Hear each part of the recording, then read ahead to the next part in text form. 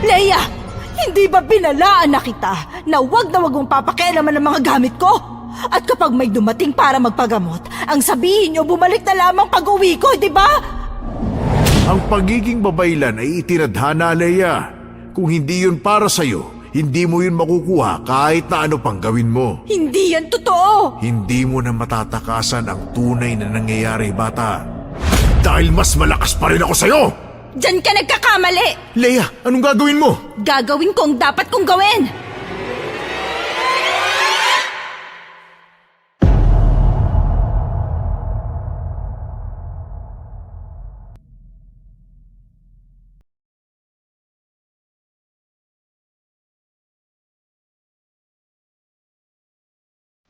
Mayroon talagang mga bagay na kahit gustuhin natin ay hindi pwedeng mapasa atin. Kagaya na lang ng pagiging manggagamot. Isang babaylan kasi ang nanay ko at gusto ko rin maging kagaya niya. Pero palagi niya itong tinututulan dahil hindi raw ako itinadhana para doon. Pero dahil sa katigasan ng ulo ko at sa pagpupumilit na maging kagaya niya, may nangyaring nagpahamak sa akin at sa aking pamilya. Pero imbis na harapin ito, tumakas ako. Akala ko magiging maayos na ang lahat, pero hindi pala.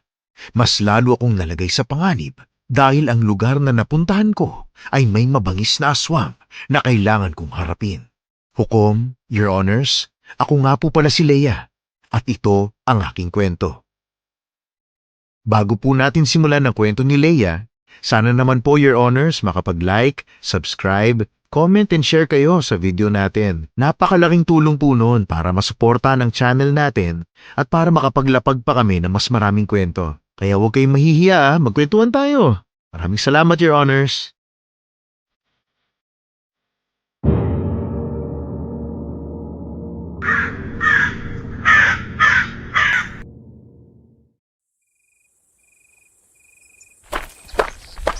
Ate Leia, saan ka naman galing? Kanina ka pa hinahanap ni nanay eh. Magpapatulong yata siya sa'yo.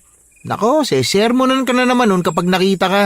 Oo na, tara na, umuwi na tayo. Ay, papagalitan ka ni nanay. Bahala ka dyan. Tsaka hinahanap ka din ni Kuya Anton. Sabay daw kayong aakyat sa bundok bukas para magtanim ng palay. Oo, alam ko yon. Bilisan na natin, baka pag-initan na naman ako ni nanay eh. Pag-iinitan ka talaga nun. Kanina ka pa wala eh. Saan ka ba kasi galing? Wala ka na doon. Sus, palagi ka na lang nawawala. Siguro may kinikita kang lalaki, no? Ayaw mo lang sabihin kasi papagalitan ka ni nanay. Susumbong kita, ate. Lagot. Ano sinasabi mo? Anong kinikita ka dyan? Walang ganon. Ayoko pa kaya magkanobyo. Sagaba lang yung sa gusto kong gawin. At saka tigilan mo na ako kakaasar mo ha. Baka mamaya maniwala si nanay sa'yo. Eh, saan ka ba kasi pumupunta? Hindi mo man lang ako sinasama. Paano kita isasama? Eh, puro paglalarong inaatupag mo. Ni pagluluto sa bahay, hindi mo kami matulungan ni nanay eh. Grabe ka naman, ate. Ako naman ang nag-iigib sa atin ah. Sinumbatan mo pa talaga ako. Eh, kasi naman, ang kupad mong kumilos. Oo na. Palibhasa, malaki ka na eh. Oh, nagagalit ka pa talaga ah. Oo na nga, tanggap ko na. Tara na, umuwi na tayo, ate. Pagkarating ko sa bahay ay kabadong-kabado pa ako dahil alam kong pagagalitan na naman ako ni nanay. Pero laking pasasalamat ko dahil may bisita siya. Masinsinan silang nag-uusap kaya diretso na kaagad ako sa kusina para magluto ng kakainin namin para sa hapunan. Pero alam ko namang hindi ako makakaligtas sa sermon niya kaya inihanda ko na lang din ang sarili ko. Ate, yari ka. Umalis na yung bisita ni nanay. Ihanda mo na yung sarili mo. Sige, asarin mo pa ako. Sige tumawa ka pa. Yari ka talaga. Leia! Saan ka na naman ba galing? Kanina pa kita hinahanap pa. Nay? Ayan kasi. Ikaw talagang bata ka. Kung kailan ka kailangan, dun ka nawawala. Kung saan-saan ka na naman pumupunta. Hindi ka ba marunong magpaalam, ha? Parang wala kang kasama dito sa bahay, ah. Yan ang bagay sa'yo. Aray, Nay, masakit po. Bitawan niyo po ang tenga ko, Nay, aray. Naku, kulang pa yan. Gusto mo bang paluin pa kita, ha? Si Nanay naman, hindi na naman po ako bata eh. Aray, Nay, masakit po. Tama na. Hindi ka na bata. Pero kung umasta ka, para kang bata. Saan ka ba pumupunta, ha? Kung kailan ka kailangan dito sa bahay, saka ka nawawala. Sa bundok po. Bundok? Ano naman namang ginagawa mo doon? Huwag mong sabihing nagtatanim ka dahil pumunta dito kanina si Anton at hinahanap ka para magtanim ng palay sa bundok. Bukas pa naman po yun eh. Hindi po siya nakasama sa amin kanina dahil may importante po siyang ginagawa. Siguraduhin mo lang, Leia. Dahil kapag nalaman kong naku, lumalandi ka, nakakalbuhin talaga kita. Aray, Nay. Tama na po. Masakit na po eh. Leia, ha? Sinasabi ko sa'yo. Opo. Sakit ng tenga ko. Di naman ako lumalandi. Nay, may sinasabi pa po si Ate Leia. Wala po, Nay. Ikaw talaga sumbongero ka. Mamaya ka, ha? Nay, Sige. Nay! Maghanda na kayo ng hapunan at para makakain na tayo. Kung ano-anong ginagawa nyo dyan. Opo, Nay. Hukom, muli akong napahawak sa tenga ko dahil hindi pa rin nawawala ang sakit nun. Alam kong pulang-pula na naman ang tenga ko ngayon dahil sa pingot ni nanay. Hindi naman kasi talaga ako lumalandi. Wala naman sa isip ko yun, no? Kaya lang naman ako nawawala dito sa bahay ay dahil may sikreto akong ginagawa na hindi pwedeng malaman ng kahit na sino. Palihim ko kasing pinag-aaralan ang pagiging babaylan. Hindi ko kasi alam kung bakit hindi ako napagkalooban ng ganong kakayahan eh. Samantalang si nanay ang husay-husay, lalo na sa panggagamot. Nay, hindi ka pa po ba matutulog? Hindi pa. Mauna ka nang matulog. Marami pa akong aayusin dito sa mga gagamitin ko bukas. Nay, bakit po ba ayaw niyo akong turuan maging kagaya niyo? Gusto ko rin po kasing maging babaylan. Hindi ba sinasabi ko na yan sa'yo? Ang pagiging babaylan ay hindi basta-basta natututunan. Ito ay binibigay ng langit sa karapat-dapat. Kahit hindi mo pag-aralan, kusa itong lalabas sa kakayahan mo. Kaya huwag ka na mag-aksaya ng panahon dahil darating ang araw, kung ikaw man ay may kapalaran na maging babaylan, magiging babaylan ka. Pero Nay, kaya ko rin naman pong gawin ang ginagawa niyo eh. Oo nga. Alam ko namang kaya mo eh. May tiwala ako sa'yo. Pero kahit na anong gawin mong pagsasanay, kapag hindi para sa'yo, hindi magiging maganda ang kalalabasan. Natahimik na lang ako dahil sa sinabi ni nanay. Ayan ang paulit-ulit niyang sinasabi sa akin sa tuwing sinasabihan ko siyang gusto kong maging babaylan. Gusto ko rin namang makatulong sa ibang tao. Gusto kong maging kagaya niyang magaling na manggagamot. Kaya kahit alam kong ikagagalit ni nanay, ay palihim ko pa rin inaaral ang mga ginagawa niya. Kinabukasan ay maaga akong nagising dahil ginising ako ni nanay. May importante yata siyang pupuntahan dahil madaling araw pa lang ay naggayak na siya. Leia, ang kapatid mo ha? Kayo na muna ang bahala dito. Uuwi din naman ako mamayang gabi. Kapag may nagpagamot, sabihin niyo bumalik na lamang bukas dahil wala ako. Opo, Nay. Leia ha? Huwag niyong papakialaman ang mga gamit ko. Opo, Nay. Huwag po kayong mag-alala. Sige na po, huwag niyo na rin po kalimutan ang pasalubong sa amin ni Janjan ha? Oo, sige. Hindi ko kalilimutan ang tinapay niyo. Paalam, Nay. Ingat po kayo. Ate, saan pupunta si nanay? Oh, ba't nagising ka agad? Ang ingay niyo po eh. Saan ba pupunta nga si nanay? Sa bayan yata, bibili ng mga kailangan niya. Alam mo naman, ang layo ng bayan dito sa atin. Bakit hindi na naman niya ako sinama? Magiging sagabal ka lang kay nanay. Mabuti nang dito ka na lang sa bahay at tulungan mo ko. Pero gusto ko sumama kay nanay eh. Hindi nga pwede. May pasalubong naman siya sa atin pagbalik niya eh. Ha?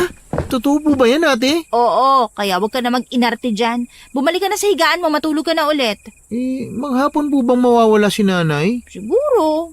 Bakit? Wala lang. Magpapaturo ako ng karate kay Kuya Anton eh. Hindi ka nan matuturuan. Magtatanim kami ng palay eh. Sus, magtatanim ka? Sigurado ka, ate? Baka naman kikitain mo ulit yung nobyo mo. Gusto mong batukan kita? Wala akong nobyo, no? Sus, hindi ako naniniwala. Ate Leia, babantayan kita ngayon. Bantayan mo. Nang makabalik si Janjan sa higaan, ay pumunta naman ako sa kwarto kung saan ginagawa ni nanay ang mga ritual kapag may nagpapagamot sa kanya. Inilibot ko ang paningin sa mga ito. Hindi pwedeng hindi ko manahin kay nanay ang mga to. Siguradong magiging kagaya niya rin ako. Magiging mahusay din akong manggagamot pagdating ng araw. Nang tuluyan ng sumikat ang araw, ay kaagad akong nag-asikaso para pumunta sa bundok. Ano, Leia? Tara na? Sandali, bibilinan ko lang ang kapatid ko. Ate, huwag ka na pong mag-alala sa akin. Kaya ko naman po yung sarili ko eh. Alam ko, gusto ko lang sabihin sa'yo na huwag kang kung saan-saan pupunta. Ang bahay ang bantayan mo at huwag rin puro laro ang atupagin mo, ha? Opo, Ate Lea. Bakit ba kasi ayaw mo pang isama si Janjan sa bundok? Hindi pwede, Anton. Alam mo namang walang bantay ang bahay eh. Baka mamaya may mawala sa gamit ni nanay. Yari talaga kami. Sus, huwag kang mag-alala, ate. Walang mawawala sa mga gamit natin dyan sa bahay. Takot lang nila sa akin. Tama! O, Janjan, gamitin mo yung tinuro ko sa yung mga karate moves, ha? Yung ba mga ganito, kuya? Ate Lea, tingnan mo to. Wata! Oo, kapag talaga nabalian ka ha, may patambling-tambling ka pang nalalaman dyan. Magaling ka nga talaga, Janjan, ha? Syempre naman. Ikaw nagturo sa akin, Kuya Anton eh. Ayan, dyan kayo magaling na dalawa. O, dyan, sige na, mauna na kami. Sige ate, ingat. Hukom, hahakbang na sana kami ni Anton para pumunta sa bundok. Pero nang paalis na kami, ay bigla namang may nagmamadaling lumapit sa amin at hinahanap si nanay. Dala nito ang kanyang anak na walang malay. Kabadong-kabado ako dahil wala ngayon si nanay. Pero ang sabi nito, kailangan ng magamot ng bata dahil kagabi pa daw mataas ang lagnat nito. Ilang beses ko rin namang sinabi sa kanya na wala si nanay, kaya hindi magagamot ang bata. Wala akong nagawa kundi papasukin ito sa bahay kung saan ginagamot ni nanay ang mga may sakit. Your Honors, sigurado naman akong magagamit ko yung mga pinagsanayan ko ng palihim dito eh. Ito na rin siguro yung tamang pagkakataon para mapatunayan kung kaya ko ring maging manggagamot kagaya ni nanay. Uy ate, anong ginagawa mo? Hindi ba sinabi ni nanay na pabalikin na lang sila mamayang hapon pag uwi niya? Dyan, hindi na natin mahihintay pa si nanay. Tingnan mo, umiiyak ng nanay ng bata. Wala rin siyang malay. Kailangan niya ng magamot. Kung hihintayin pa natin si nanay, baka kung ano pa mangyari sa bata. Tayo pa ang sisihin dahil hindi natin kaagad tinulungan. Pero ate, wala ka naman pong alam sa paggagamot ah. Meron dyan. Magtiwala ka. Kaya kong pagalingin ng bata. Huy, Lea, sigurado ka ba dyan? Baka may mangyaring masama sa bata, ha? Kaya ko to. Magtiwala lang kayo sa akin. Para saan pang anak ako ni nanay kung hindi ko rin naman mamanahin ang galing niya sa panggagamot, di ba? Nandun na nga tayo ate, pero ang sabi ni nanay, ipinagkakaloob ng langit kung karapat-dapat ka ba talagang maging babaylan. Dyan. Paano ko malalaman kung itinadhana ako ng langit kung hindi ko susubukan manggamot? Hindi rin naman natin pwedeng pabayaan na lang ang bata na yan. Nandito na siya, oo. Alam mo, Janjan, hayaan mo na lang siguro yung ate Lea mo. Alam naman niya siguro yung gagawin niya eh. Nag-aalala ako kuya eh. Hindi talaga magandang kutob ko sa gagawin niya. Magtiwala ka. Kaya kong pagalingin ng bata. Huminga muna ako ng malalim bago lumapit sa bata na nakahiga. Dala ko ang ilang mga halamang gamot. Nang hawakan ko ang bata ay sobrang taas pa rin ng lagnat nito. Kaya pinakuha ko si Janjan ng maligamgam na tubig, pati na rin bimpo para punasan ang katawan nito. Nang matapos ko yung gawin, ay nagdikdik ako ng mga halamang gamot. Tinunaw ko yun sa langis at pilit na pinainom sa bata. Nag-alay din ako dito ng dasal na palaging ginagawa ni nanay tuwing patapos na siya sa panggagamot. Nang matapos ako ay umiti ako sa nanay nito. Hinawakan ko ang noo ng bata at laking pasasalamat ko nang bumaba na ang lagnat nito. Pero hindi pa rin siya nagigising. Pwede nyo na ho siyang maiuwi. Ang mahalaga po bumaba na ang kanyang lagnat. Doon na lamang siya magpahinga sa bahay nyo. Ang galing mo ate. Napababa mo nga yung lagnat niya. Sabi ko naman sa'yo kaya ko yun. Tapos kuwang-kuha mo rin yung mga ginagawa ng nanay mo ah. Kaya nga ate, paano mo yung nagawa? Palihim ako nagsasanay at pinag-aaralan ko din ang mga ginagawa ni nanay. Akala ko nga hindi ko magagawa eh. Mabuti na lang nagamot ko yung bata. Pwede ka na talaga maging babaylan kagaya ni Aling Julie. Alam nyo, gustong-gusto ko din talaga manggamot ng mga may sakit. Gusto ko kasing makatulong sa ibang tao. Pero si nanay naman na may ayaw. Mabigat na tungkulin daw kasi yun. Totoo naman ang sinasabi ni Aling Julie. Buhay kasi ang nakataya sa panggagamot mo. Kapag nabigo kang magamot sila, ikaw ang babalikan ng pamilya nila. Kaya nga ate Lea, baka po sinasabi lang ni nanay na hindi ka itinadhana ng bathala dahil baka ayaw niyang maging babaylan ka. Kagaya niya. Mabigat kasing responsibilidad nun. Hindi niya rin naman ako mapipigilan eh. Gusto ko maging kagaya niya. Kahit na anong mangyari, magiging babaylan ako. Susuportahan ka namin sa kahit anong gusto mo. Ipakita na lang kaya natin kay nanay na kaya mo talagang manggamot ng may sakit. Kagaya kanina. Kahit hindi ka itinadhana ng bathala at ng mga tala, kagaya ng sinasabi niya. Tama, papatunayan ko. Pero iniisip ko din, baka itinadhana na ako ngayon. Kasi hindi naman ako makakapagpagaling kung hindi, di ba? Tama ate, baka nagbago na ang plano nila para sa'yo. Sana talaga, kasi gustong-gusto ko talagang gayahin si nanay eh. O siya, ngayong wala nang magpapagamot, pupunta na ba tayo sa bundok? Hindi na muna siguro ako sasama, Anton. Baka may biglaan na naman dumating eh. Kailangan ko silang tulungan. Sige, ikaw bahala. Sasabihan ko na lang si Mang Kaloy na hindi ka muna makakatulong sa pagtatanim ng palay. Sige, salamat ha. Sayang din yung kikitain mo dun, Ate Lea. Alam ko, pero mas kailangan ako ng mga taga-baryo. Mababawi ko pa naman yun bukas eh. Makakapagtanim pa rin naman ako. O paano, mauna na ako ha? Salamat ulit, Anton ha. Bye, Kuya Anton. Pag uwi mo mamaya, turuan mo ko ulit ng mga karate, ha? Oo ba? Pero ate, nagugutom na ako eh. Kain muna tayo. Ikaw talaga, puro ka nalang kain. Tapos mamaya maglalaro ka na naman. Sige na ate, kumain na tayo. Busog pa ako. Kumain ka na dun. Saktong pagkalis ni Anton, ay bigla na lang may sumugod sa bahay na may sakit. Kagaya ng ginawa ko nung una, ay siya rin ang ginawa ko ng sumunod. Hanggang sa dumami na nga sila. Natuwa naman ako dahil maraming papuri ang nakuha ko sa kanila. Ang iba ay sinabi pang magiging kagaya ako ni nanay na magaling manggamot. Sobrang natuwa ako sa mga sinasabi nila. Mas lalo tuloy ako nasasabik na sabihin kay nanay na nagawa kong magpagaling ng may sakit. Pagsapit ng hapon ay pareho kaming pagod ni Janjan dahil siya ay nagiging kasambahay ko sa tuwing may pinapakisuyo ako sa kanya. Sana naman po Ate Lea, wala nang dumating no? Parang mas marami pang nagpapagamot sa'yo kaysa kay nanay eh. Ano ka ba? Kailangan pa rin nating tulungan kapag may dumating ulit. Ay, alam ko naman po yun. Pero pati ako napapagod sa'yo ate. Pasensya na. Ang mahalaga, naging katuwang kita sa panggagamot. Nasasabik na talaga akong sabihin kay nanay na marami tayong natulungan ngayon. Siguradong matutuwa si nanay sa atin pagbalik niya. Sigurado din ako. Ikaw na talagang magiging kapalit ni nanay sa susunod. 2 na kayong babaylan dito sa baryo natin. Sana nga, Janjan. Sana. Ilang saglit pa ay dumating na rin si nanay. Masaya kaming lumapit sa kanya para tulungan siya sa mga bitbit niya. Aba, ang saya nyo ah. Anong meron? Nay, hindi ka maniniwala sa sasabihin namin. Ha? Kaya nga po, Nay. Bakit? Ano ba yun? May mga natulungan po kami kanina. Napagaling ko po sila, Nay. Siguro po nagbago na ang tadhana ko. Baka nakita nilang gusto ko talaga, kaya magiging kagaya mo na ako, Nay. Anong sabi mo? Oh, Nay, ayos ka lang po ba? Bakit po napahinto kayo sa paglalakad?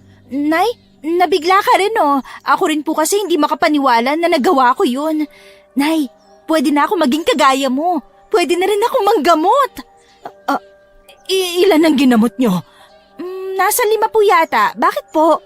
Leia, hindi ba binalaan na kita na wag mong papakialaman ng mga gamit ko? At kapag may dumating para magpagamot, ang sabihin nyo bumalik na lamang pag-uwi ko, di ba? Bakit hindi kayo nakinig? Nay, hindi po ba kayo masaya na may natulungan ako? Gustong-gusto ko po talaga makatulong sa inyo, pati na rin sa mga taong may sakit na kailangan mapagaling. Leia, kailan ka ba makikinig sa akin, ha? Hindi nga para sa iyo ang pagiging babaylan. Bakit ba pinapipilitan mong sarili mo? Mapapahamak ka lang dahil sa ginagawa mo eh. Pero may napagaling po ako, Nay. Alam po yun ni Anton at Janjan. Nakita po nila kung paano ko napagaling ang mga may sakit. Bakit hindi po kayo masaya para sa akin, Nay? Opo, Nay. Nakita ko po. Hindi mo alam kung anong ginagawa mo. Paano kung may nangyaring masama sa mga ginamot mo? Paano mo ipapaliwanag yun sa mga pamilya nila? Wala naman po nangyari sa kanila eh. Gumaling pa nga po sila eh. Sa ngayon wala. Pero bukas, mamaya, hindi natin alam kung ano nangyayari sa kanila ngayon. Leia naman! Bakit ba ayaw mong magtiwala sa akin, Nay? Anak niyo ako. Maging masaya naman po kayo para sa akin. Gusto ko pong makatulong. Hindi sa walang tiwala ako sa'yo. Hindi kasi pwedeng pinagpipilitan mo. Ilang beses ko nang sinabi sa'yo na hindi para sa'yo ang pagiging babaylan. Pero Nay, gusto ko maging kagaya mo. Gusto ko rin makatulong sa ibang tao. Ilang beses ko po bang dapat nasabihin yun sa inyo? Alam ko, anak. Alam na alam ko, Leia. Pero hindi nga pwede. Dahil mapapahamak lang ang gusto mong tulungan dahil hindi ka tinadhana ng bathala at ng mga tala. Pero bakit hindi, Nay? Babaylan ka! Anak mo ako! Bakit hindi ako pwede? Hindi ko rin alam. Pero mabuti nang hindi ka itinadhana dahil mabigat na tungkulin ng pagiging babaylan. Hindi mo kakayanin ang mga ginagawa ko.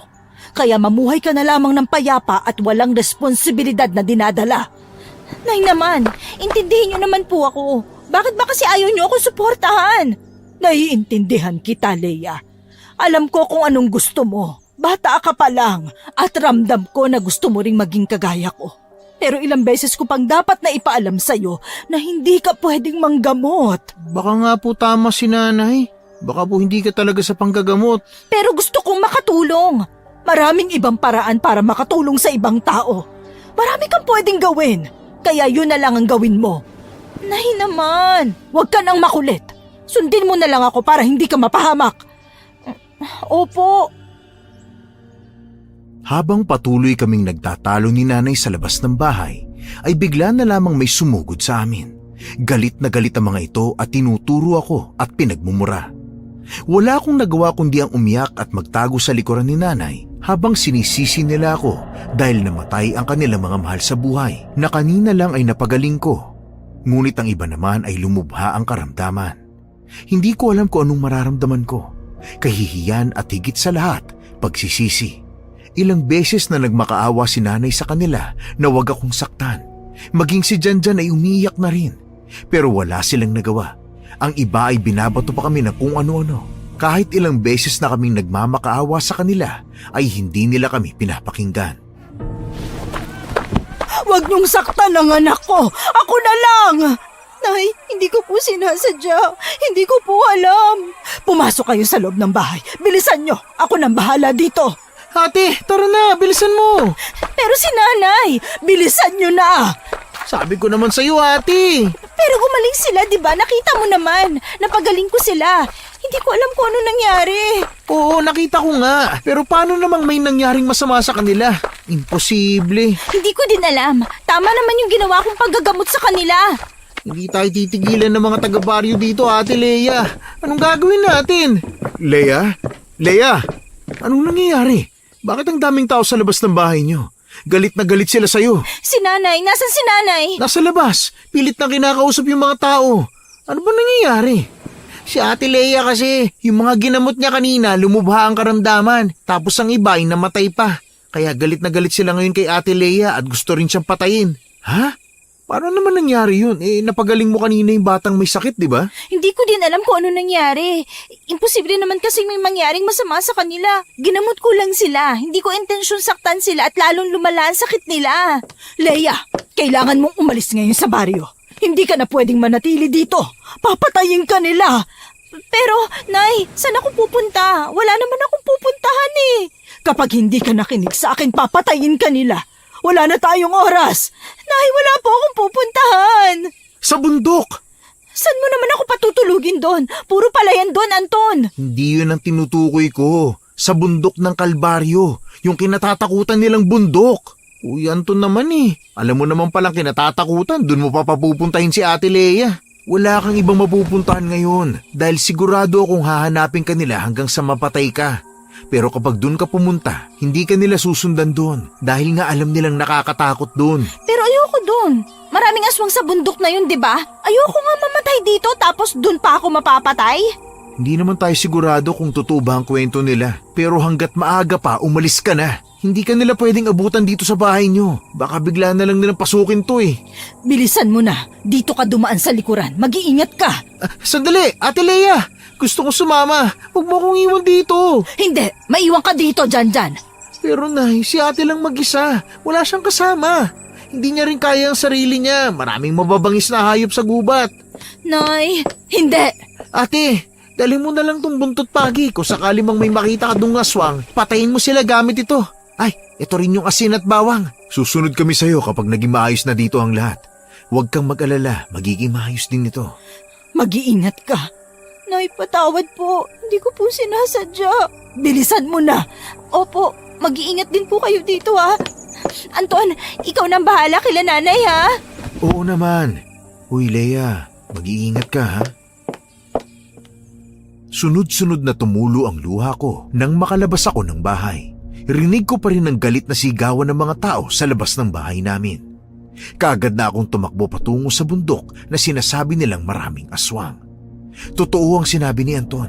Wala nga akong ibang mapupuntahan maliban sa bundok na yon. Dahil ang bundok na yon ay kinatatakutan ng mga tao dito sa amin. Wala ni isang nangahas na umakyat doon dahil naniniwala silang hindi na sila makakabalik pa. Dala ko lamang ang gasera namin sa bahay. Naglalakad ako sa madilim na gubat. Nakakaramdam ako ng takot dahil hindi itong unang beses na umakyat ako dito. Ni hindi man lang ako nakapaghanda ng gagamitin ko kung sakali mang may maengkwentro ako na mababangis na hayop. Habang patuloy akong naglalakad ay bigla na lamang akong nakarinig ng kaluskos sa hindi kalayuan. Mahigpit kong hinawakan ang buntot paging dala ko at pilit na minamata ang paligid. Sino ka? Magpakita ka sa akin! Huwag kang magtago! Lumabas ka! Anong ginagawa mo rito sa gubat? Ang lakas ng loob mong pumunta sa lugar na to ng hating gabi ah. Hindi mo ba alam na maaari kang mamatay dahil sa kapangahasan mo? Sino ka? Lumabas ka sa pinagtataguan mo! Huwag kang duwag! Hindi mo gugustuhin makita ako, bata. Nasaan ako? Anong lugar to? Umakyat ka ng bundok nang hindi mo alam kung anong lugar ang tinatahak mo. Tumakas lang ako! Tumakas? At sino naman ang tinatakasan mo? Wala ka ng pakialam doon. Magpakita ka sa akin. Hindi ka tao. Ibang boses mo eh. Eto, maayos na ba? Lumabas mula sa likuran ng puno ang isang lalaking matanda lang ng kaunti kay nanay. Kung kanina lang ay malaki at boses halimaw siya, ngayon naman ay maayos ang kanyang boses. Isa ng normal na tao. Sa tingin ko naman ay hindi ka kalaban. Maaari ko bang malaman ang pangalan mo? Lea. Lea ang pangalan ko. Leia. Kay gandang pangalan. Ano bang may tutulong ko sa'yo? Tila'y nawawala ka sa kagubatang ito. Wala. Hinahanap ko ang bundok ng Kalbaryo. Totoo bang may mga aswang doon? May nakikita ka ba sa paligid? Kung wala, ayan na ang sagot sa tanong mo. Nasa bundok na ako? Kanina pa. At sa tingin ko'y wala kang matutuluyan. Tama ba, Leia? Tama. Dahil hindi ko rin naman alam kung saan ako pupunta. Akala ko kasi walang naninirahan sa bundok na ito na normal na tao. Akala ko puro aswang lamang nakagaya ng kwento sa aming baryo. Hindi ko alam na sikat pala sa baryo nyo ang tirahan namin. Kinatatakutan. Kaya pala halos wala ng taong pumupunta rito para lang mangahoy o kumuha ng makakain. Kung hindi totoo ang mga kwento nila, bakit nabuo ang kwento na yun sa baryo at wala ni isang nangahas na umakyat dito? Dahil mahihina ang mga tao. Konting kwento lang ay natatakot sila. Sumunod ka sa akin, Leia. Doon ka na muna magpahinga sa tahanan ko. Mas ligtas ka doon kaysa dito sa gubat. Maraming mababangis na hayop dito. O kaya naman yung sinasabi mong mga aswang. Hindi naman siguro masama kung magtitiwala ako ngayon, diba? Wala ako ibang mapupuntahan at matutulugan. Hindi mo kailangang sumama kung natatakot ka at walang tiwala sa akin. Sasama ako! Yan, magaling. Tayo na. Ano bang mga kwento ang naririnig mo tungkol sa bundok na ito? Bukod sa maraming mababangis na hayop, marami din daw ditong naninirahan na iba't ibang klase ng aswang. May namumuno daw sa kanila at kung sino man taong umakyat dito, hindi na nakakabalik pa. Wala pa rin pinagbago. Masasama pa rin ang kwento tungkol sa tirahan namin. Mga tao nga naman. Minsan ka na rin bang nanirahan sa baryo namin? Bakit parang alam mo ang mga bagay na ginagawa namin doon? Oo, pero dahil sa nangyari noon, kinamumuhian ko na ang mga tao. Kaya naisip kong dito na lang manirahan. Swerte ko lang dahil may ibang tao rin palang naninirahan dito. Ibig sabihin, hindi totoong aswang ang naninirahan dito? Hindi. Tignan mo naman ako, tunay na tao. At siguro maganda na rin na nabuo ang kwento na yon para hindi na kami guluhin dito sa bundok. Tahimik na kaming namumuhay rito at hindi rin namin kailangan pa ng mga tao sa baryo na ito. Masaya na kami sa kung anong meron kami dito sa bundok na ito. Pero mababait naman ang mga tao sa baryo namin. Kung mababait sila, hindi ka tatakas, tama? Tingnan mo, natahimik ka. Ibig sabihin may ginawa ka sa kanila na hindi nila nagustuhan. Tama ba ako? Opo. Kung ayaw mong magkwento, ayos lang. Pero handa akong makinig kapag handa ka na rin. Huminto kami sa paglalakad nang nasa pintuan na kami ng hindi gaanong maliit na bahay. Sakto lang para sa isang tao. Pumasok ka na, Leia. Huwag ka na mahiya. Isipin mong sa'yo rin ang bahay na ito. Pasensya ka na kung maliit, ha? Hindi, ayos lang po. Ano, nagugutom ka na ba? Gusto mo bang kumain? Meron po ba? Oo naman. Sandali, kukuha kita. Bakit po kung titingnan sa labas, maliit lang ang bahay nyo, pero kapag nasa loob, ang laki na? Dahil ang bahay ko ay nasa ilalim, hindi sa ibabaw. Kumain ka na muna. Napatingin naman ako sa plato na kanyang inilagay sa harapan ko. Ang laman noon ay nilagang kamote at saging. Huwag kang mag-alala. Hindi kita lalasunin. Hindi ako masamang tao. Hindi ko naman po iniisip yon. Salamat po sa pagkain. O sige, ngayon magkwento ka na. Ang totoo po niyan, ang tinatakasan ko talaga ay ang mga tao sa baryo namin na nagpagamot sa akin. Gustong-gusto ko po kasi talaga maging manggagamot. Pero ang sabi ni nanay, hindi ako itinadhana ng bathala para maging kagaya niya. Pero nagawa ko po magpagaling ng mga may sakit. Bakit galit sa'yo yung mga tao sa baryo? Akala ko lang po pala yun. Lumubha po kasi ang mga sakit nila. At ang iba namatay. Kaya ako ang sinisisi nila sa nangyari. Kahit na ang gusto ko lamang tumulong kagaya ni nanay na isang mahusay na manggagamot. Siya, kumain ka na. Dahan-dahan ko nang sinubo ang kamote. Napapatingin naman ako sa lalaking nasa harapan ko dahil sabik na sabik itong nakatingin sa akin. Hinihintay niyang kainin ko ang pagkain na ibinigay niya. Pero hindi rin ako nagduda dahil gutom na rin ako. Pagkatapos mong kumain, magpahinga ka na. Salamat po ulit. Ano nga po palang pangalan nyo? Tawagin mo na lang akong June. O kaya naman ay Tio June. Sige po, Tio June. Kagaya ng sabi niya ay kaagad na akong nagpahinga matapos kumain. Pero habang tumatagal ay nararamdaman kong sobrang init ng katawan ko. Pawis na pawis ako at parang uhaw na uhaw. Gusto ko ring hubarin ang suot kong damit dahil sa sobrang init. Hindi ko maintindihan kung ano ang nangyayari sa akin. Para rin akong gutom na gutom kahit katatapos ko lang namang kumain. Nararamdaman mo na ba? Anong ginawa mo sa akin? Hindi ba galit ka rin sa mga tao sa baryo nyo? Wala akong sinabing ganyan. Ang sabi ko, tinataguan ko sila. Ganun na rin yun, Leia. Pare-pareho lang sila. Wala silang pinagkaiba sa mga taong nakilala ko. Kahit gustuhin man nating tumulong, tayo pa rin ang nagiging masama. Kaya panahon na para gumanti tayo sa kanila. Anong ibig mo sabihin? Leia, isa ka ng ganap na mandurugo. Mandurugo? Isang uri ng aswang. Oo, tama ka, Leia. Ang bundok na ito ay maraming aswang at isa ko sa kanila. Ngayon, isa ka na rin sa amin. Hindi pwede. Wala ka nang magagawa. Kauri ka na namin. Ang pagkain kinain mo kanina ay may laway ko para maging ganap ka na ring aswang. Hindi! Pagsapit ng 12:00 ng gabi, kusa kang magpapalit ng anyo kagaya ko. Kailangan mong pag-aralan ang pagiging aswang para mabuhay ka, Leia. Hindi pwede. Hindi ako pwede maging aswang. Hindi ko to gusto. At bakit? Gusto mo pa rin maging manggagamot kagaya ng nanay mo? Hindi ka ba naniniwala sa sinasabi niya? Ang pagiging babaylan ay itinadhana, Leia. Kung hindi yun para sa'yo, hindi mo yun makukuha kahit na ano pang gawin mo. Hindi yan totoo. Hindi mo na matatakasan ang tunay na nangyayari, bata. Kung ako sa'yo, tanggapin ko na lang ang mga nangyayari. Wala ka ring mapupuntahan pa dahil ang tunay na aswang ay maraming kaaway. Hindi! Uuwi na ako! Sige, subukan mong lumabas ng bundok na ito.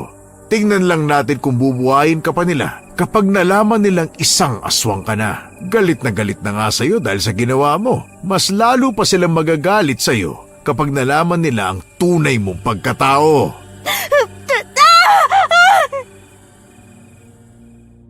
Napasigaw ako sa sobrang sakit ng likod ko na para bang may tumutubo doon kung ano. Maging ang mga kamay ko ay nag-iiba na rin ng itsura. Nagkakaroon na ito ng mahahabang kuko na kulay itim. Pinagmasdan ko rin ang kabuuan ko. Ang mga buhok ko ay mahaba at tunay ngang nagpalit ng anyo. Nang ibuka ko ang bibig ko, ay bigla na lamang lumabas ang mahaba kong dila na akala mo ay espada. Ano, ayaw mo pa rin bang maniwala sa nangyayari, Leia? Ano to? Bakit nag-iba ang boses ko? Dahil isa ka ng aswang. Nakakaramdam ako ng gutom. Halika, sundan mo ako. Anong gagawin mo? Wala akong gagawin sa'yong masama. Tuturuan kita kung paano humuli ng mga hayop na pwede mong kainin. Hindi, ayoko. Ayaw mo? Eh di bahala ka dyan, mamatay ka sa gutom. Hindi ako pwede maging ganito. Ayoko nito. Paano ito matanggal? Hindi na matatanggal yan, Leia. Mananatili yan sa'yo habang nabubuhay ka. Hindi! Nagulat ako nang bigla na lang humangin ng malakas, dahilan para lumipad ang ilang mga gamit sa loob ng bahay ni Tio John. Maging siya'y natumba dahil sa hangin na yun, nakusa na lamang lumabas mula sa aking bibig. Ano nangyayari? Mukhang hindi ka pang karaniwang manturgo, Leia. May taglay kang lakas na hindi karaniwan sa isang aswang na kagaya mo. Hindi ko to gusto. Ibalik mo na ako sa dati kong anyo. Makakabalik ka sa anyo mo kahit kailan mo gusto. Pero ang pagiging aswang mo ay hindi na maaalis sa pagkatao mo, kahit saan ka pa man pumunta. Paano? Kailangan mo munang kumain. Hindi ka mapapakali hanggat hindi ka nakakakain ng hayop o tao. Hindi. Ayokong kumain ng tao. Kung ayaw mong kumain ng hayop o tao, madali kang mamamatay. Mabuti nga mamatay na lang ako kesa makita ako nila nanay na ganitong itsura ko. At sa tingin mo ba, pananatilihin ka pa nilang buhay kapag nakita nilang ganyan ka? Hindi, Leia. Papatayin ka rin nila kagaya ng ibang kalahi natin. Hindi niyo ako kalahi. Isa ka na sa amin, Leia. Sa ayaw mo at sa gusto. Hukom, umiiyak pa rin ako nang iwan ako doon ni Tio John. Hindi ko alam ang gagawin ko dahil takot na takot pa rin ako. Kahit hindi ko man tingnan sa salamin kung ano ba talaga ang itsura ko, ay alam kong nakakatakot yon at hindi ako makikilala. Dahil tinitingnan ko pa lang ang mga kamay at paa ko, ay hindi na ako ito. Maging ang likuran ko ay ang bigat sa pakiramdam na parang may buhat-buhat akong isang sakong palay dahil sa malalaking pakpak ko. Nang kumalma ako, bigla na lamang akong bumalik sa tunay kong anyong tao. Nakahinga ako ng malalim pero hindi pa rin mawala ang gutom at uhaw na nararamdaman ko. Ayaw ko rin namang mamatay dahil gusto ko pang makita sila nanay at Janjan. Pero hindi ko rin kayang kumain ng hayop o tao, lalo na't buhay. Ilang minuto lang ay may lumapit sa aking bata at hinihila ako nito palabas ng bahay ni Tio John. Paglabas ko ay nagulat ako nang makita ang iba't ibang uri ng aswang na tumatakbo ng mabilis papunta sa gubat. Napatingin ako sa bata nang magpalit ito ng anyo na kagaya ko at lumipad ng mabilis pataas. Kaagad din naman akong nagpalit ng anyo at sumunod sa kanya. Aaminin kong ang sarap sa pakiramdam ng lumipad. Pero nang makita ko kung saan sila papunta ay kaagad akong kinabahan. Pagmasdan mo kung paano kami kumukuha ng pagkain dahil ito rin ang gagawin mo. Ang bibilis nilang lumipad. Leia, subukan mong kainin ang baboy ramo na ito. Hindi ko po kaya. Kayanin mo. Kapag natikman mo na ang kanyang dugo, ay hahanap-hanapin mo na ito. Kahit na labag sa loob ko, ay lumapit pa rin ako sa baboy ramo. Hindi pa man ako ganun kalapit, ay bigla na lang lumabas ang dila ko para sipsipin ang dugo nito. Nang matikman ko yon ay para akong nabuhayan ng loob. Ibang lakas ang naidulot nito sa akin. Nang mawala na ang buhay ng baboy ramo, ay kaagad akong lumapit doon at walang alinlangan na ginaya ang batang nasa harapan ko. Kinagat ko ito sa leeg at kinain. Isang oras ang nakalipas ay bumalik na ako sa bahay ni Tio John. Ang kaninang uhaw at gutom ay bigla na lamang nawala at para akong nakaramdam ng kakaibang lakas.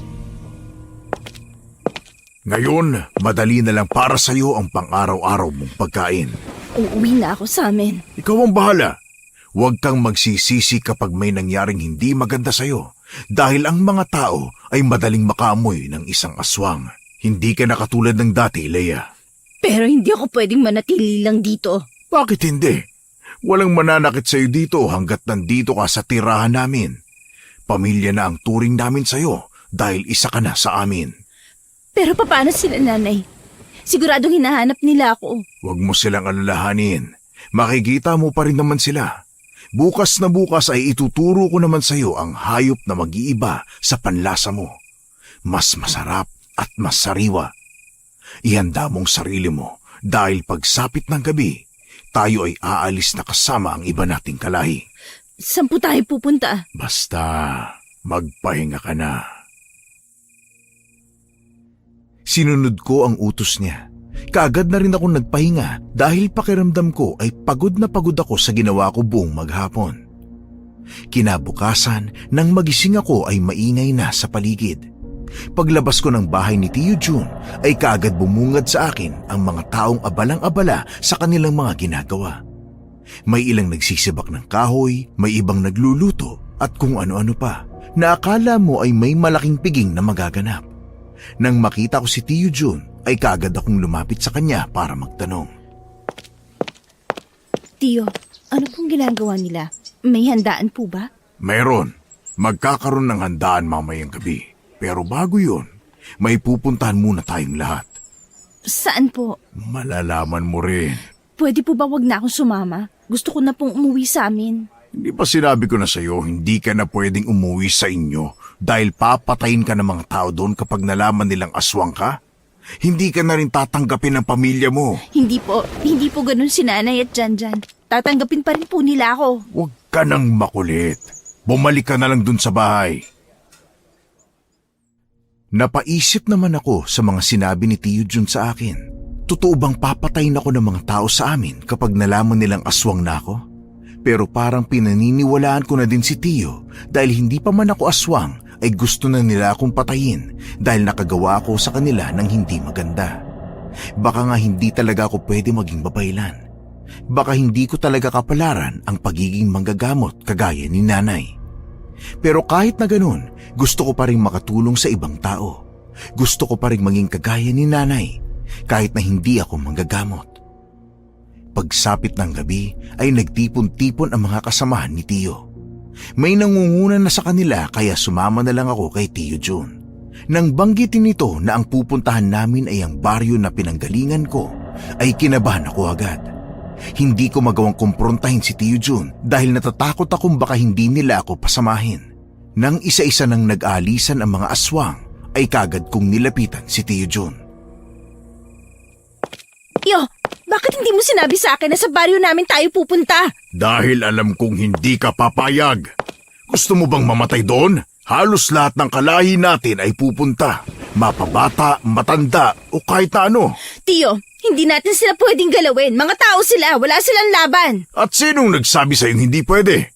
Ang mga taong yun ay kalaban natin. Sila ang dahilan kaya tayo naging ganito. Pagkain natin sila, Leia. At papatayin rin nila tayo kapag nakita nila ang tunay na anyo natin.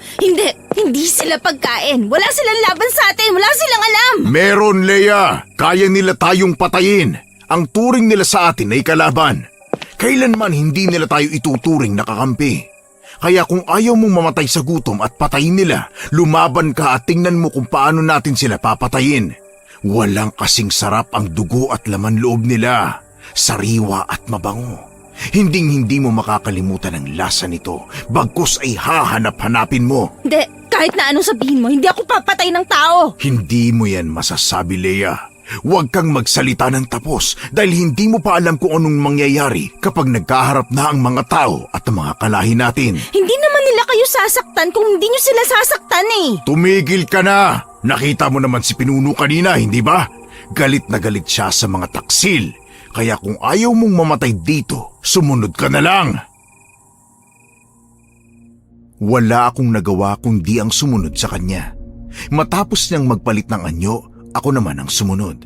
Sinundan ko lang siya sa paglipad. Nakakaramdam ako ng kaba sa pwedeng mangyari sa baryo namin dahil wala silang kaalam-alam na susugod kami. Matapos kaming lumipad ay nakarating na kami sa baryo. Puro sigaw at iyakan kaagad ang narinig ko.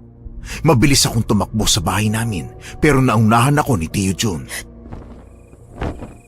Tio, wag! At bakit? Ako nang bahala sa kanila. Ipaubaya mo na sa akin to. Nay! Nandiyan na sila! Sige. Janjan! Isara mo ang mga bintana! Halos maiyak ako dahil sa sobrang pag-aalala para sa kanila. Hindi ko man lang magawang humakbang papalapit sa bahay. Naririnig ko ang mga sigaw ni nanay at ni Janjan.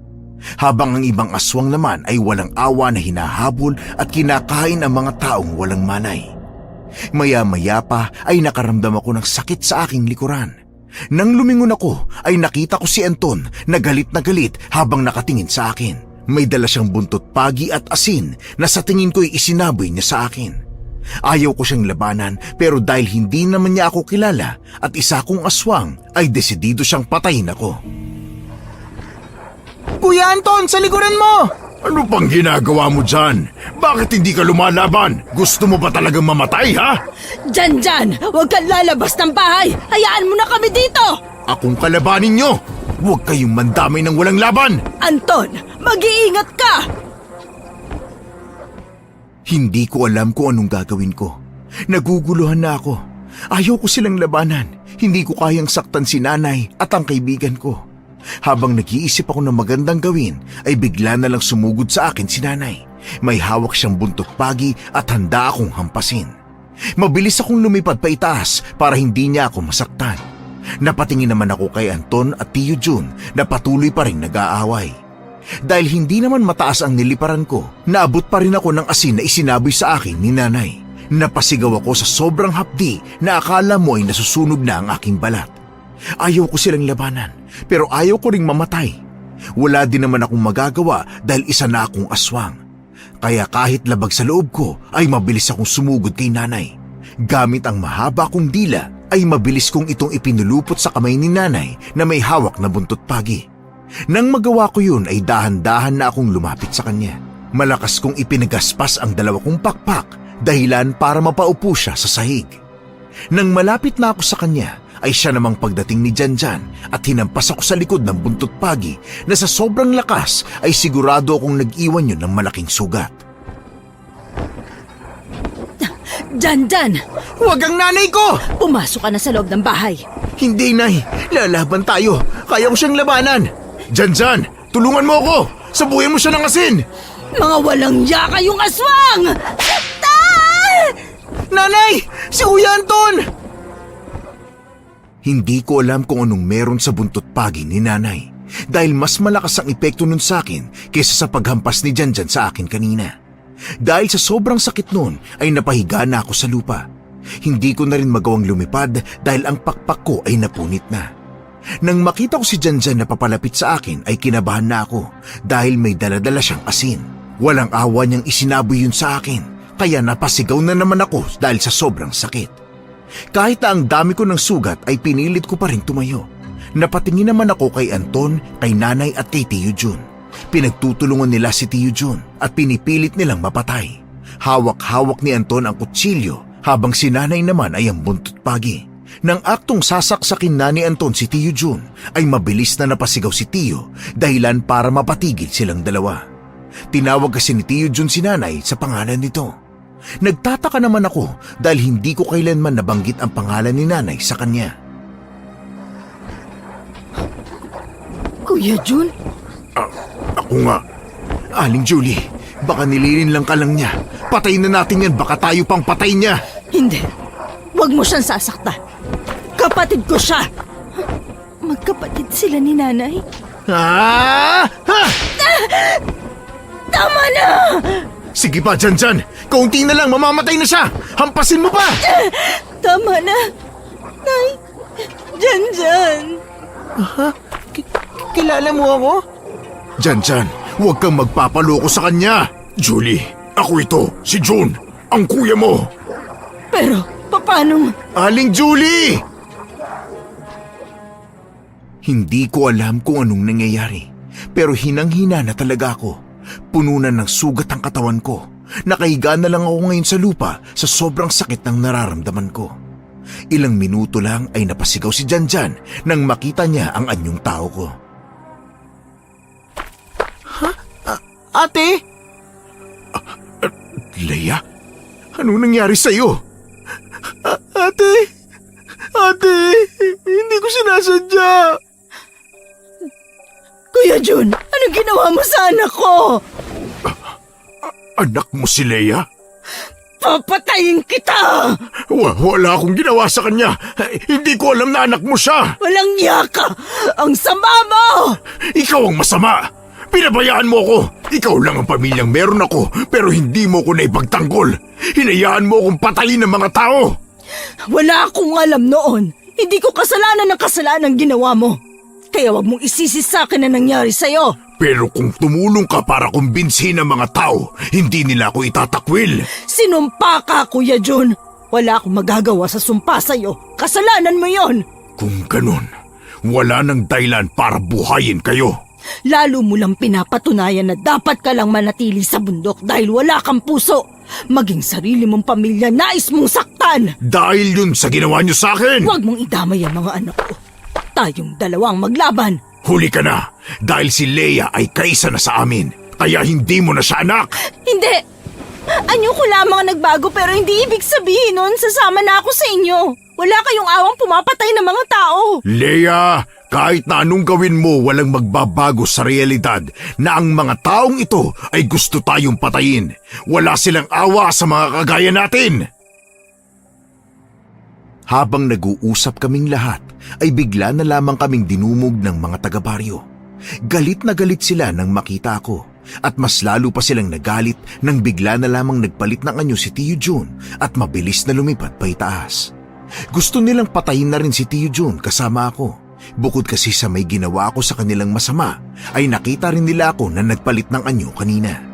Habang si nanay naman ay pilit akong pinagtatanggol sa kanila at sinasabing hindi ko intensyon na saktan sila at makagawa ng mali. Pero kahit na ganun, gusto pa rin talaga nila akong patayin. Hanggang sa nainis na si nanay sa kanila. Hindi niyo magagalaw ang anak ko. Kung gusto niyo siyang patayin, ako muna patayin ninyo. Wala naman pong ginagawa sa inyo si Ate Leia. Gusto lang po niyang tumulong sa inyo. Wala po siyang kinalaman sa mga nangyari sa pamilya niyo. Pumasok na kayo sa loob ng bahay. Anton, protektahan mo ang mga anak ko kahit na anong mangyari. Opo, Huwag mo nga hayaang makuha sila ni June, lalo na si Leia.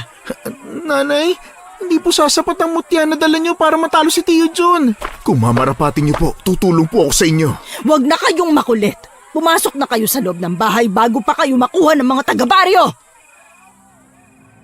Bago pa man ako matulungan ni Anton at Tiantian na makatayo, ay bigla na lamang lumipad papunta sa akin si Tio Jun.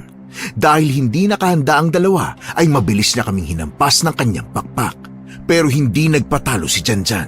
Tumayo siya at gamit ang kanyang buntot pagi ay mabilis niyang hinampas si Tio Jun. Pero lahat kami ay nagulat nang may dumating na mga aswang. Sa himpapawid, sa baba at kung saang-saang parte sa paligid namin. Patagal ng patagal ay padami sila ng padami.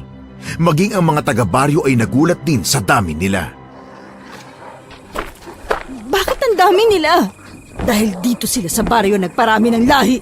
Marami na silang nabiktima. Dahil balang araw, kami na ang maniniraan sa baryo na to. Hindi na namin kailangan magtago pa sa bundok para lang mabuhay. Hindi mangyayari yan. Wala na kayong magagawa. Hindi nyo kami kaya dahil normal lang kayong mga tao. Yan ang akala mo. Hindi lahat ng tao ay mahina. Nagkakamali ka ng akala. Tama na! Umalis na kayo sa baryo na to!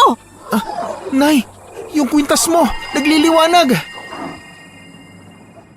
Lahat kami ay napatingin sa kwintas ni nanay nang umilaw yun na sobrang nakakasilaw.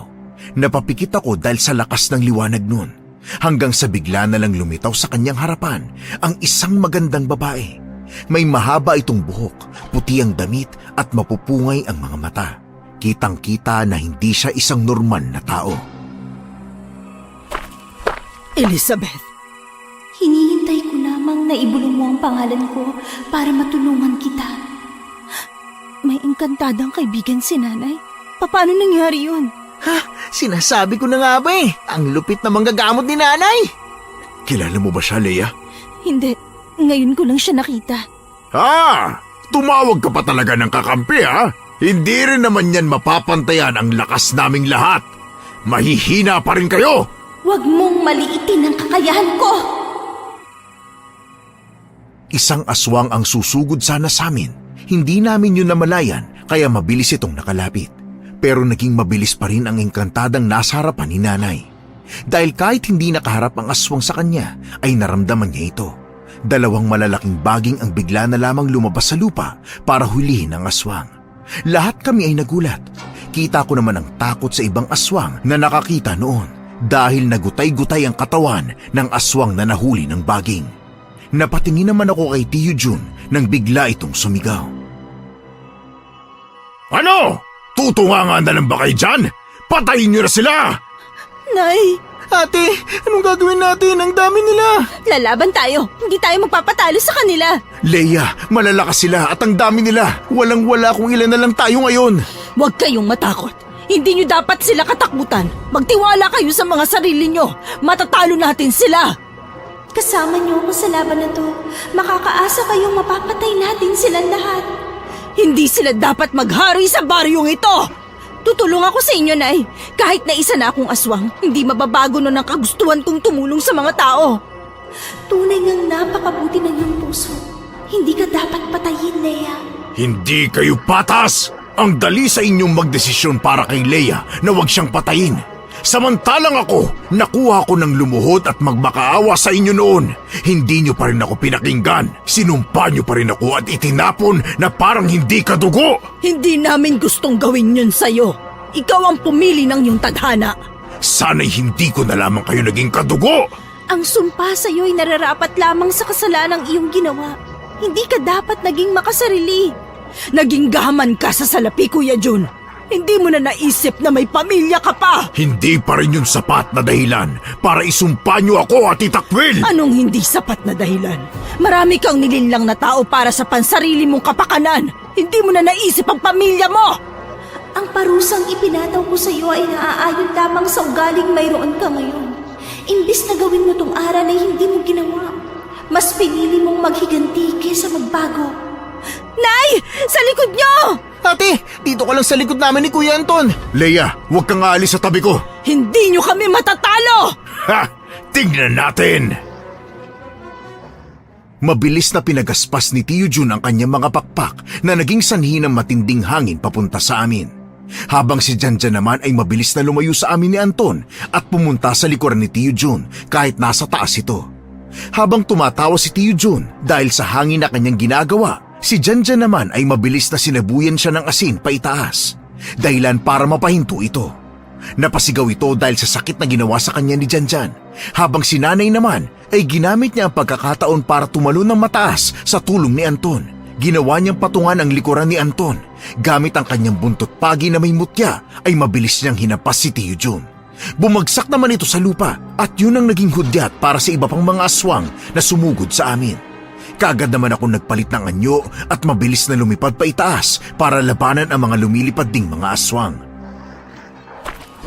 Anton, protektahan mo ang nanay at kapatid ko! Mag-iingat ka, Leia.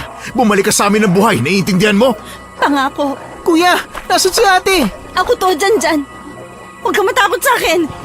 Ate, Mag-iingat kayo! Leia! Sa itaas mo! Aling Julie, yung kapatid niyo po, tumatayo na siya. Ako nang bahala sa kanya. Lagi niyong tatandaan na mas malakas kayo kaysa sa kanila. Kaya magtiwala kayo sa sarili niyo. tulungan po natin si Nanay. Hindi na niya po yan kaya na mag-isa. Sige, ako na ang bahalang tumulong kay Leia. Janjan, sabuyan mo ng asin na sino maglalapit sa atin. Leia, bumaba ka dito sa amin! Ano pong gagawin niyo? Ipapatikin ko lang sa kanila kung gaano kalakas ang kapangyarihan ko. Ipinagdikit ng engkantada ang kanyang 2 kamay. Ilang saglit ay umilaw yon at unti-unti na namang lumabas mula sa ilalim ng lupa ang mga ugat at baging na nagpagulat sa mga aswang na papunta sa amin.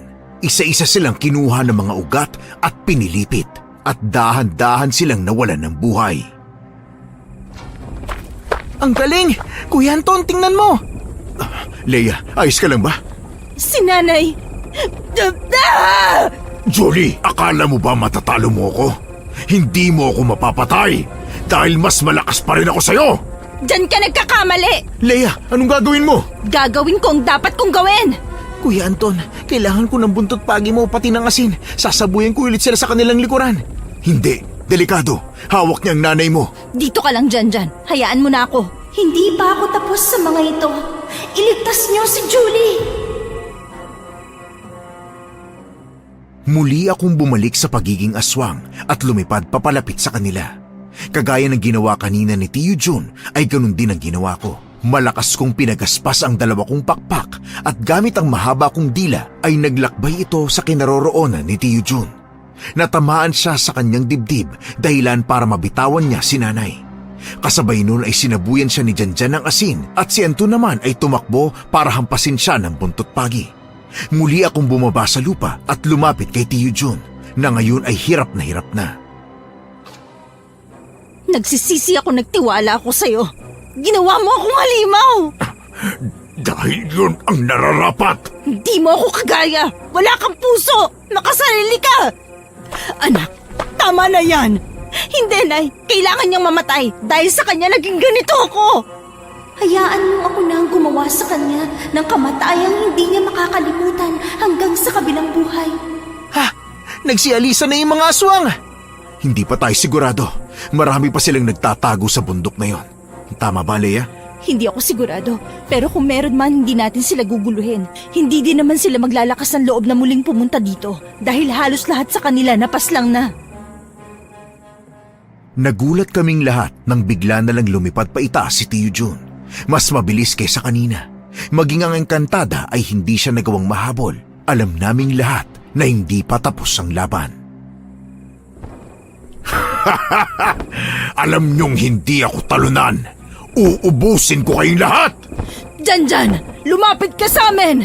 Hindi rin ako papayag na maubos mo kami. Papatayin kita. Hindi mo ako kaya, Leia. Isa ka ng batang aswang na walang alam. Hindi mo pa ako lubos na kilala. Marami ka pang kailangan malaman sa akin bago mo ako husgahan. Tandaan mo, ako ang naging dahilan kung bakit ka naging aswang. At hindi ko yun ipagpapasalamat sa'yo. Dahil masama kang aswang. Ah! Yuko! Leia, ano nangyayari? Nang sumigaw ako ng malakas ay parang nawalan ng balanse si Tio Jun. Kaya mabilis akong lumipad papunta sa itaas at mabilis na pinulupot sa kanyang katawan ang aking dila. Pilit ko siyang hinihila pababa para matulungan ako nila nanay. Pero mas malakas siya kaysa sa akin. Talagang gusto mong mamatay, ha? Tingnan natin. Masyado kang mayabang. Sabuyan natin siya ng asin. Huwag, matatamaan ang anak ko. Tinanggal ko ang dila sa kanyang katawan dahil nasasaktan na ako sa ginagawa niya. Kaagad niyang dinilaan ang mga sugat niya para maghilom ito. Nang matapos siya ay kaagad siyang sumugod sa akin. Pero mabilis akong lumipad pababa para hindi niya ako maabutan. Dahil hindi niya ako mahuli ay lumipad siya pababa at mabilis na pumunta sa kinaroroonan ni Janjan. Hindi naman nakahanda si Anton dahil sa hangin na nanggagaling sa pakpak ni Tio Jun. Ah! Tulong! Kinuha niya ako! Ibaba mo ako, aswang ka! Ibaba mo ang kapatid ko! Ibaba mo ang bata kung ayaw mo pumasok sa katawan mo ang mga baging na ito! Sige, subukan mo. Tingnan natin kung makita niyo pang buhay ang batang ito. Walang yaka talaga! Ate! Anak! Alisin mo ang mga baging na yan kung gusto mo pang mabuhay ang batang to. Alisin mo na, pakiusap! Wala ka talagang malasakit sa pamilya mo! Wala na sa akin ang tinuturing kong pamilya, Leia. Wala na sila. Kuya, ibaba mo na ang anak ko. Kuya, hindi. Ipaparamdam ko sa'yo kung paano mawalan ng anak. Wag! Dahil sa takot kong saktan niya talaga si Janjan, ay mabilis akong lumipad patungo sa kanila. Gamit ang dila ko ay hinampas ko siya sa kanyang braso, kung saan niya hawak-hawak si Janjan. Nagtagumpay naman ako dahil nabitawan niya si Janjan. Akala ko'y tuluyan ng babagsak sa lupa si Janjan, pero nagawa siyang saluhin ng mga baging sa tulong ng engkantada. Pagkatapos ay mabilis akong sumugod papunta kay Tio Jun. Wala na akong pakialam kung masaktan pa niya ako dahil ang mas mahalaga sa akin ay ang kaligtasan nila nanay. Gamit ang pakpak ko ay hinampas ko siya dahilan para bumagsak siya sa lupa. Mabilis namang sumugod sila Anton at nanay para hagupitin siya ng buntot pagi. Tumulong na rin ang engkantada at pinulupot sa kanya ang mga baging. Hindi niyo ako mapapatay! Tama na! Tigilan mo na kami! Ako na ang bahala sa kanya. Hindi na siya makakawala sa mga baging at ugat ng puno na yan. Ate! Anak, ayos ka lang ba? Wala ka bang sugat? Nay, ayos lang po ako. Alam mo bang alalang-alala kami sa'yo? Hindi namin alam kung saan ka hahanapin. Susunod na nga sana kami sa bundok eh. Kaso bigla naman ganito ang nangyari. Oras na para mamaalam ka sa mga pamilyang pinagtaksilan mo, June. Kailanman, wala na akong tinuturing na pamilya. Kuya, masaya ako nakita kitang muli. Pero hindi ko nahihilingin pa na makita kita ulit. Napakasama mong kapatid, Tio! Matapos kong sabihin yon, ay tumawa si Tio Jun ng malakas. Pero hindi rin yun nagtagal dahil dalawang malalaking baging ang lumitaw mula sa lupa at walang awang pumasok sa kanyang katawan hanggang sa mawalan siya ng hininga. Habang si nanay naman ay iyak ng iyak at hindi magawang tingnan ng kanyang kapatid na unti-unting bumabaon sa lupa. Leia, malayo pa ang iyong lalakbayin. Mabuhay ka ng matagal. Hindi na kami pwedeng manatili dito sa baryo, tama ba? Sa palagay ko, Nay, dapat na akong umalis dito at manatili na lamang sa bundok kung saan ako nanggaling. Hindi kayo patatahimikin ng mga taong nandito sa baryo kung kasama niyo ako. Kung hindi ka nila kayang tanggapin, mabuti pang umalis na lang din kami sa baryong ito. Sasama kami sa iyo ni Janjan. Kung ano ang inyong pasya ay malugod kong tatanggapin. Kailangan ko nang magpaalam sa inyo. Maraming salamat sa tulong niyo, Encantada. Sandali po. Wala na po bang lunas sa pagiging aswang ni Ate Leia? Ikinalulungkot kong sabihin, pero wala na tayong magagawa sa kalagayan ng ate mo. Pero may kapangyarihan po kayo. Nagawa niyo pong patayin yung mga aswang. Tama ka, pero wala akong kakayahan na muling ibalik sa pagiging tao ang isa ng aswang. Pero... Janjan, hayaan mo na. Marahil ito talaga ang kapalaran ko. Tanggapin na lang natin. Pero ang sabi mo, gusto mong maging kagaya ni nanay, di ba? Paano ka na magiging mahusay na manggagamot para makatulong sa ibang tao? Marami pang ibang paraan para makatulong sa ibang tao, Janjan. Hindi lang pagiging manggagamot. Tama, ako ay humahanga sa positibong pag-iisip, Leia. Tara na, kailangan na nating maghanda. Bukas na bukas aalis tayo sa baryong ito. Tutulungan ko na po kayo. Akala ko po Kuya Anton sasama ka sa amin eh. Kung pwede nga lang eh. Hindi na, Anton. Marami ka nang naitulong sa amin. Ayos lang po, Aling Julie. Masaya po akong makatulong sa inyo para ko na rin po kayong pamilya at nakatatandang kapatid ni Leia at Janjan. Salamat ha. Kung wala ka ngayon, hindi ko alam kung paano ko mapoprotektahan sila nanay at Janjan. Walang anuman. Masaya akong makatulong sa inyo. Malaki na nga ang naitulong mo sa amin, Kuya Anton. Salamat ha. Ano ka ba? Wala yun. Mabuti na lang talaga nandyan ka, Anton.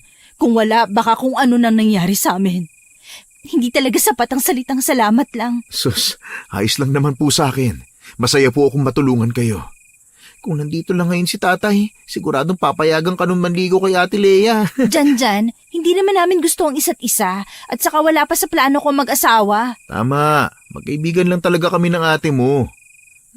Hindi halata. Para naman talaga kayong magnobyo eh. Lagi ba naman kayong magkasama kahit saan? Sabay kaming lumaki eh. Anong inaasahan mo? Oo na, Ate Leia. Masyado ka naman kumakatanggi eh. Eh hindi naman kasi totoo eh. O siya, sige na. Mag-asikaso na tayo. Nang makapasok kami sa bahay, ay kaagad kaming nag-ayos. Wala na kaming dahilan para manatili pa dito. Kahit na alam kong mahirap para kay nanay at Janjan na lumipat dahil napamahal na sila sa baryo at sa mga tao dito, ay wala silang magawa. Ilang beses ko na rin silang pinigilan pero buo na ang desisyon ni nanay. Ayaw na niyang manatili rito kung hindi rin lang ako makakasama. Nay, dadalhin mo pa rin ba itong mga gamit mo sa panggagamot? Oo, para kapag may sakit kayo, madali kayong gagaling. Kaya nga, Ate Leia.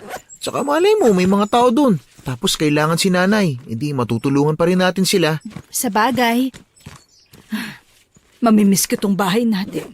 Dito na kayo lumaki. Di naman po lumaki si ate eh. Ganon! Biro lang, tati naman oh. Maganda na rin na makaalis na tayo dito para hindi tayo guluhin ng mga tao. Hindi ko man lang nagawang magpaalam sa mga kaibigan ko. Pwede naman magpaalam ka muna. Hindi na ate. Alam naman siguro nila kung anong nangyari sa atin eh. Pero mas maganda pa rin kung makapagpaalam ka sa kanila. Huwag na muna kayong lumabas. Baka kung ano pang gawin nila sa atin. Tama si nanay. Dito na lang ako. Kinabukasan ay kagad kaming naglakad paakyat ng bundok kung saan ako pumunta. Wala na kaming nadatnang mga aswang sa lugar na yon. Tahimik na ang lugar kung saan ako panandaliang nanatili. Kaninong bahay to, Ate Leia? Kay Tio Jun, dito niya ako pinatuloy nun. Dito rin niya ako pinakain ng kamote na may laway niya. Kaya naging aswang ako. Patawad, Leia. Kasalanan ko kung bakit ka nagkaganyan. Nay, wala po kayong kasalanan. Ang totoo niyan, ako nga po ang dapat humingi ng paumanin eh. Dahil sa akin, hindi ka na po makapanggamot sa baryo. Hindi mo rin naman yun kasalanan. Kung gusto pa nilang magpagamot, kailangan nilang umakyat dito sa bundok. Tama, sila pong dapat lumapit sa atin. Nay, tanggap niyo pa rin naman ako kahit aswang na ako, di ba? Oo naman. Anak kita eh. Kaya nga, Ate Leia, huwag ka pong mag-alala. Sasama ako sa iyo kapag manghuhuli ka ng hayop. Hindi. Ano ka ba namang bata ka? Biro lang naman po, Nay. O siya, tulungan niyo na akong ayusin tong bahay na to. Simula ngayon, dito na tayo titira. Wala na bang mga aswang dito, ate? Hindi ako sigurado, pero kung meron man, hindi rin naman nila tayo magagalaw. Sige na. Nay, may tanong pala ako sa'yo. Ano yun? Bakit ang seryoso mo? Paano ka nagkaroon ng kaibigang engkantada? Wala ka naman po nababanggit sa amin. Oo nga po, Nay. Alam niyo, ang astig po ng kapangyarihan niya eh. May mga ugat po siyang napapagalaw at yung mga baging ang galing. Yun ba? Siya ang nabigay sa akin ng mutya. Matagal na yon. Minsan ko kasi siyang natulungan sa gubat. Kaya bilang pasasalamat binigyan niya ako ng mutya at naging bantay ko na siya. Palagi niya akong tinutulungan kaya kaagad ko rin siyang nahingan ng tulong nung kailangan ko na. Bakit hindi niyo po sinabi sa amin? Nilihim ko talaga yon dahil baka bigla na lang kumalat. Baka isipin ng mga tao na baliw tayo kasi hindi naman sila naniniwala doon. Oo nga po, kahit nga po sa mga aswang hindi sila naniniwala. Naniwala lang sila nung sinaktan na sila. Gusto ko rin po magkaroon ng ganong kaibigan. Sa lugar natin ngayon, marami kang pwedeng maging kaibigan. Mga elemento. Kaya nga po Agad na rin kaming nag-asikaso ng bahay. Hindi man kami perpektong pamilya, pero alam namin sa sarili namin na kaya naming makipagsabayan sa kahit na sino. Kahit na ganito ang nangyari sa akin, ay sobrang nagpapasalamat ako kay nanay dahil hindi niya ako iniwan. Makalipas ang ilang buwan, ay payapa na kaming naninirahan sa bundok. Masaya kami sa kung anong meron kami doon. Kapag gabi ay pinapabayaan ako nila nanay na pumunta sa gubat para manghuli ng hayop na pagkain ko.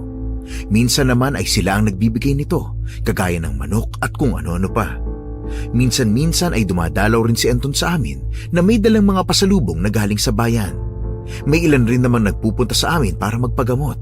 Pero yung malalakas na lang ang loob at gusto talagang gumaling. Aling Julie, may dala po akong mga delata rito. Nasaan po ba si Leia at Janjan? Nandito! Bakit? Oh, kamusta na pala ang baryo? Ayun, hindi pa rin nawawala ang usap-usapan tungkol sa inyo. Yung bahay po kaya namin doon, kuya. Ayun, nakatayo pa dyan. Wala naman nangangas na pumasok sa bahay ninyo eh. Anton, salamat ulit. Salamat dito sa mga dala mo, ha? Walang anuman po yun. Uy, kuya, turuan mo ulit ako ng karate, oh. Oh, gusto mo? Oo naman po. Nagamit ko kaya yun nung nilabanan natin yung mga aswang. Sus! Oh, sige na, tuturuan na kita. Leia, tulungan mo ako magluto ngayon. Dito na natin pakainin si Anton. Sige po, Nay. O ayusin mo na rin ang hapagkainan, ha? Nay, ayaw niyo po ba talagang bumalik sa baryo para manggamot? Tapos sasama ka. Hindi po. Sigurado po akong pagkakaisahan na naman kayo ng mga taga-baryo eh. Kaya dito na lang po ako. Kaya ko naman po dito mag-isa eh. Maraming tanim ng mga gulay at kung ano-ano pa. Ano ba, Leia? Dito na kami ni Janjan. Pupunta na lang sila dito kung gusto nilang magpagamot. Pero Nay, dahil sa akin naapektuhan na kayo. Hindi dapat ganun eh. Wala tayong magagawa doon kung ayaw nila sa atin. Kapag hindi ka nila tanggap, parang ganun na rin ang tingin nila sa amin. Pero pwede naman po kayong bumaba na lang doon. Kapag hindi niyo po ako kasama, hindi na nila kayo gagalawin. Hindi ka naman nakakasiguro dyan. Kagaya nga ng sabi ni Anton, pinag-uusapan pa rin tayo sa baryo hanggang ngayon. Nay naman, alam ko naman pong gusto niyo na ulit makita mga kaibigan niyo at makapanggamot ulit kagaya ng dati. Gusto ko nga yun. Pero hindi ko naman gugustuhin iwan kita dito. Nay, kagaya nga po ng sabi ko, kaya ko na po dito. Basta hindi. Huwag ka nang makulit, Leia, ha? Makakatikim ka sa akin ng pingot. Sige ka. Si nanay naman tinutulungan na nga eh. Hindi nga kasi. Tumigil ka na dyan. Kapag hindi ka kasama, hindi tayo bababa. Siya, oo na po. Hindi na nga, di ba? Wala na akong hihilingin pang iba. Masaya na ako sa kung anong meron kami ngayon. Ang dami kong natutunan sa nangyari sa akin. Una, huwag ka agad magtitiwala sa taong kakakilala mo pa lang. Pangalawa, makontento sa kung anong meron ka. Pangatlo, maraming ibang paraan para makatulong sa kapwa-tao. Hindi ka man makatulong sa paraang una mong naisip tulad ng pagiging manggagamot, ay may iba ka pang pwedeng gawin. Marami ka pang pwedeng gawin. Nagsisilbing napakalaking aral nito para sa amin. At sana kahit papano ay makatulong din sa inyo ang kwento kong ito.